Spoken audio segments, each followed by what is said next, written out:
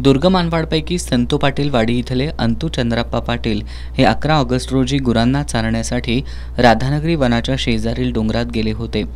सायंकाळी 6 पर्यंत घरी आले नसल्यानं कुटुंबीय आणि ग्रामस्थांनी शोध मोहीम राबवली, मात्र ते आढळून आले नाहीत।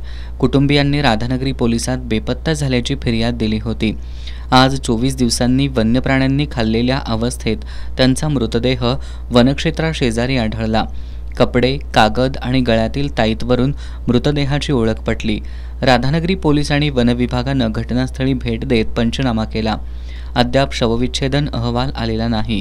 त्यानंतर नेमकं कारण स्पष्ट होणार असल्याचं वनरक्षक अशोक संगपाळे यांनी सांगितलं। आज दुर्गमानवाडी येथील मालकी क्षेत्रामध्ये एक मांस खाल्लेल्या अवस्थेमध्ये अंतू चंद्रप्पा पाटील वय वर्ष 65 यांचा मृतदेह आढळला।